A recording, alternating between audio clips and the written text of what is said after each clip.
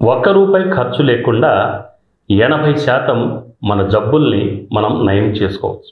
అది ఎలా అనేది మనతో ప్రముఖ వైద్య ప్రచారకులు లేదా సైన్స్ ప్రచారకులు డాక్టర్ బ్రహ్మారెడ్డి గారు ఉన్నారు. వారిని అడిగి తెలుసుకుందాం. నమస్కారం సార్.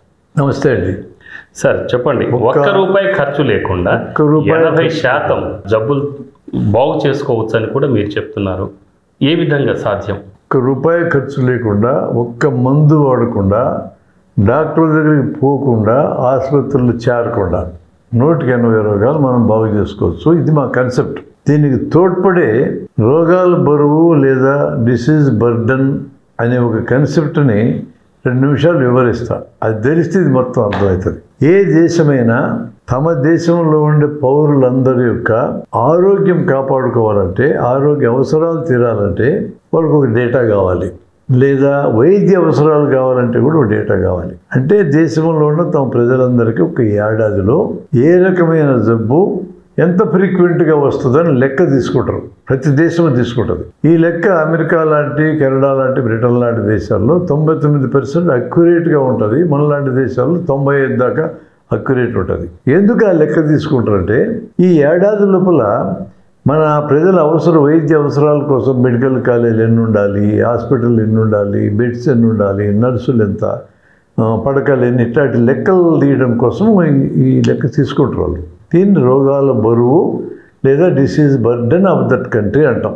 ఈ మొత్తం లెక్క ఎట్లా లెక్కేస్తారంటే, 140 కోట్ల మంది మన దేశంలో జనం అనుకుంటే సంవత్సరంలో ప్రతి ఒక్కడికి ఒక్కసారి జలుబు చేస్తే 140 కోట్ల రోగాలు, ఒక్కసారి కడుపు నొప్పి వస్తే 140 కోట్ల రోగాలు, ఒక 2 సార్లు పొడి దగ్గు వస్తే 280 కోట్ల రోగాలు, ఒక 30 కోట్ల మందికి గుండె జబ్బు వస్తే 30 కోట్ల రోగాలు, 25 కోట్ల మందికి షుగర్ జబ్బు వస్తే 25 కోట్ల రోగాలు. ఇలా ఉంటుంది లెక్క. అరుదుగా వచ్చే ఒక క్యాన్సర్ ఒక 1000 మందికి వచ్చిందనుకో, ప్లస్ 1000 రోగాలు.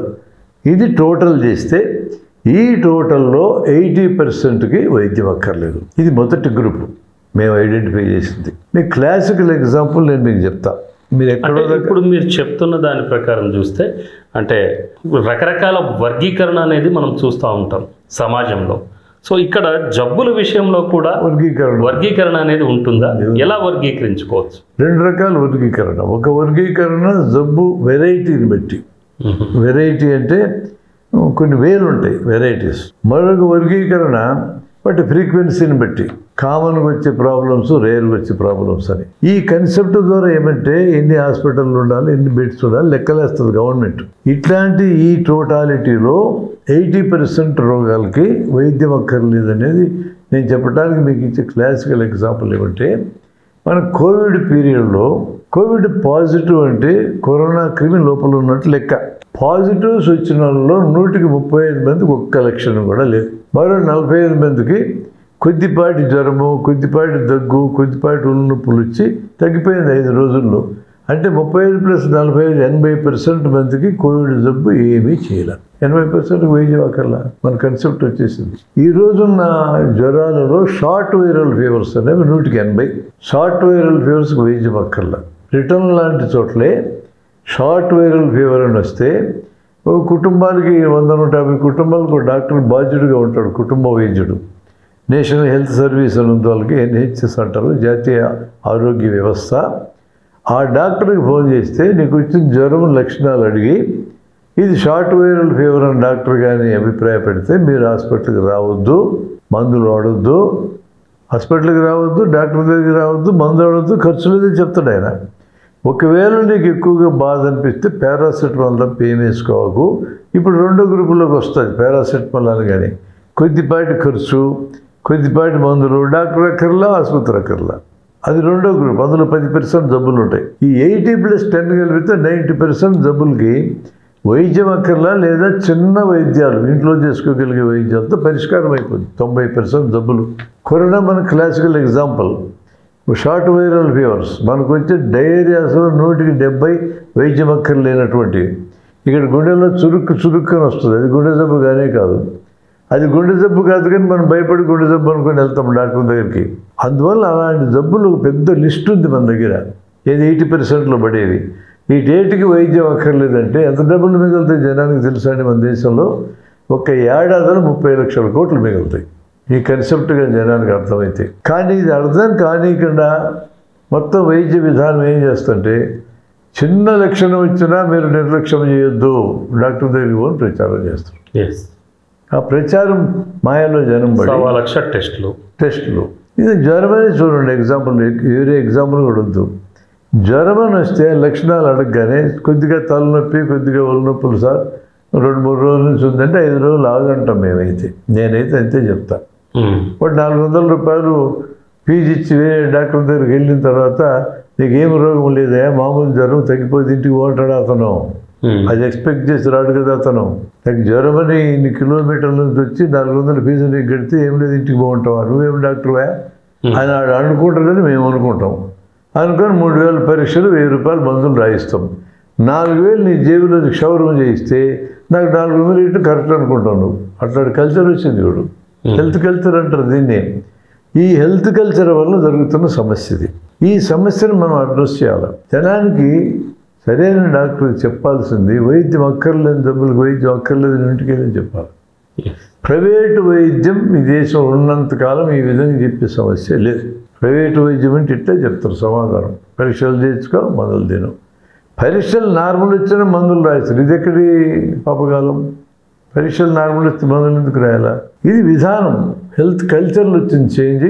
మందులు అక్కర్లేదు, వైద్యం అక్కర్లేదంటే వైద్యం రానోడి కింద ప్రజలు చుట్టం మొదలెట్టినాక డాక్టర్ ఆ విధమైన ధైర్యం చేయడు. మన క్లాసికల్ ఎగ్జాంపుల్ ఇంక చోట కనపడుతుంది. నార్మల్ డెలివరీలు మొత్తం 100 అనుకుంటే అందులో 15 మాత్రం సిజేరియన్ కావాలి, అంతకంటే మించి కాకూడదు. మన దేశంలో 80% సిజేరియన్ జరుగుతుంది.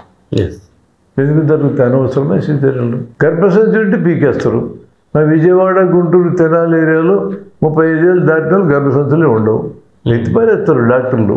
కందమ రాసినవాడు కవి, పెద్దలు చంపినవాడు బంటూ, గర్భసంచి తీసేసిన డాక్టరు. అట్లయిపోయింది పరిస్థితి. అంటే అనవసరమైన సర్జరీలు, అనవసరమైన వైద్యాలు, ఇలా వ్యవస్థ మొత్తం మారింది. దీనికి కారణం డాక్టర్లు అని కాదు. ఎందుకంటే గొప్ప వైద్యం ఉన్న చోటే మోసాలు కూడా ఉంటాయి. కొన్ని రోగాలకి 100% రోగాలు మిగిలి ఉన్నాయన్నాను నేను. 80% ఈ గ్రూపులో పడ్డాయి. 10% కొద్దిగా మందులు, కొద్దిగా ఖర్చు, డాక్టర్ అక్కర్లా, ఆసుపత్రి అక్కర్లే గ్రూపులు 10% పడ్డాయి. 90 అయిపోయినాయి. ఒక 5% గ్రూపు కొద్దిపాటి శిక్షణ మనం ఇస్తే వైద్యం చేసుకోవచ్చు. కడుపులో నలక తీయటం కొద్దిపాటి శిక్షణతో నేర్పచ్చు. ముక్కులో బల్బం ఇరికించుకుంటే తీయటం కొద్దిపాటి శిక్షణతో నేర్పచ్చు. చిన్న గాయం అవుతుంది, క్లీన్ చేయడం కొద్దిపాటి వైద్యంతో పని అవుతుంది. చిన్న గాయం అయితే దగ్గర ప్లాస్టర్ వేసి తతుక్కపోతే కుట్లు కూడా ఎక్కర్లా. ఇలాంటి జబ్బులన్నిటికీ కొద్దిపాటి శిక్షణ ఇవ్వచ్చు. సడన్గా గుండె ఆగిపోద్ది, గుండె ఆడించడం నేర్పించామనుకో ఏ వైద్యం అక్కర్లా, మందు అక్కర్లా, శిక్షణ.